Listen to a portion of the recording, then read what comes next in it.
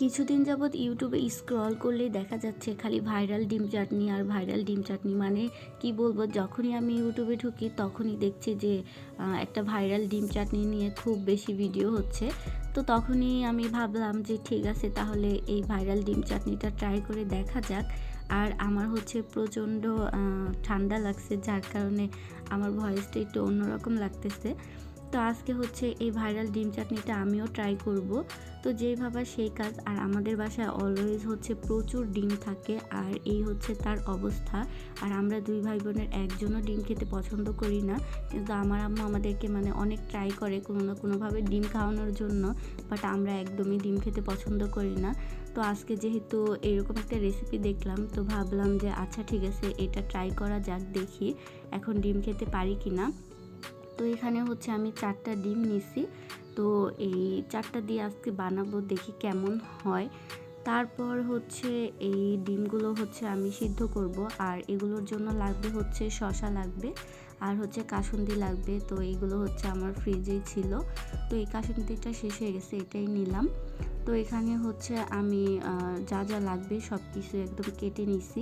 তো এখানে তো 2টা শুকনা মরিচ হচ্ছে পুড়ে নিছি, আর হচ্ছে ছিল এখানে শসা কুচি, তারপর একটা কাঁচামরিচ কুচি, দেন বিট লবণ আর খাবার সাদা লবণ। আর লাগবে হচ্ছে এই তো এখানে নিছি হচ্ছে সস, আর হচ্ছে তেঁতুলের চাটনি আর কাসুন্দি। তো তেঁতুলের চাটনি সস এই দুইটা কিন্তু আপনারা স্কিপ করতে পারেন, যাদের বাসায় হচ্ছে তেঁতুল আছে।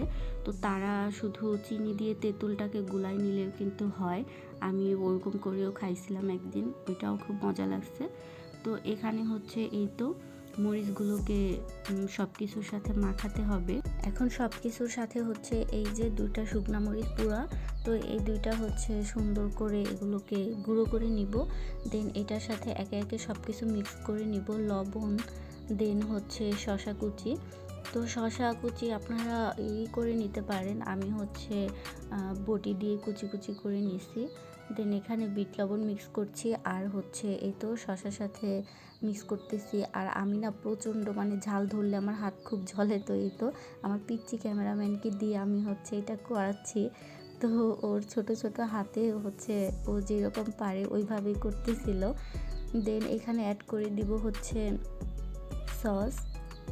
তো ভালো করে হচ্ছে এটা পুরোটা দিব, দিয়ে হচ্ছে সুন্দর করে আবার মাখাবো। সসটা দিলে হয় কি যে একটু মিষ্টি মিষ্টি ভাব আসে, এর জন্য হচ্ছে সসটা ইউজ করে। তারপর এখানে দিয়ে দিব হচ্ছে তেঁতুলের চাটনি আর হচ্ছে কাসুন্দি। তো এটার মেনলি যেই জিনিসটা মজা করে সেটা হচ্ছে এই কাসুন্দি। আমি এই জিনিসটা দেখছি যে কাসুন্দিটা দিয়েই হচ্ছে একটু স্পেশাল লাগে এটা খেতে।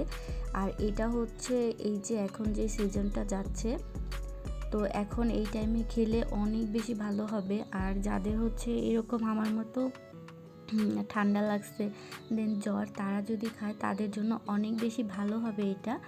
আর এইটা না ডিম ছাড়াও শুধু এই যে এই চাটনিটা শুধুও খাওয়া যাবে, এই শসার চাটনিটা।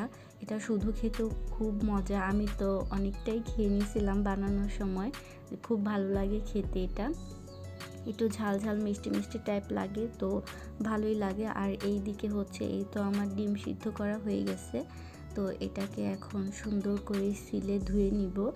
ধোয়ার পরেই হচ্ছে আসল প্রসেসিংটা শুরু হবে।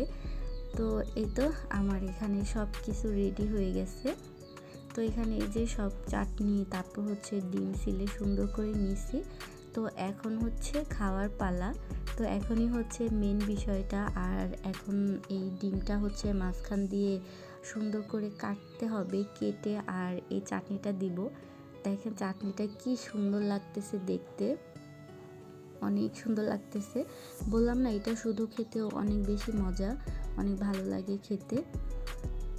দেন এখানে হচ্ছে এই তো ডিমটা এভাবে মাঝখান থেকে কাটতে হবে, কেটে তারপর হচ্ছে এই চাটনিটা এটার ভেতর দিয়ে দিব। তো বললাম না, আমার পিচ্চি ক্যামেরাম্যান, তো ও হচ্ছে ওইভাবে জিনিসটাই করতে পারতেছিল না, তাও কি সুন্দর করে করছে।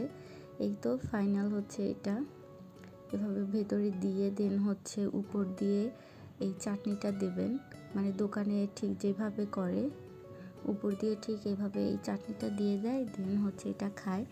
আর এটা সত্যি অনেক মজার, মানে যারা হচ্ছে ডিম খেতে পারেন না তাদের জন্য এটা একটা বেস্ট ওয়ে হবে, যে সত্যি এটা খুব মজার একটা জিনিস। আর এটা খাওয়ার সময় হচ্ছে একদমই ডিমের কোনো গন্ধ আসবে না, মানে নর্মালি হচ্ছে ডিমের যে একটা স্মেল আসে ওইটা তো একদমই আসবে না। আর দেখতে কতটা সুন্দর দেখুন। তো রেসিপিটা কেমন লাগলো অবশ্যই কমেন্ট করে জানাবেন, আর যদি ভালো লেগে থাকে অবশ্যই একটা লাইক করে দেবেন ভিডিওতে। তো সবাই ভালো থাকবেন, সুস্থ থাকবেন, আল্লাহ হাফেজ।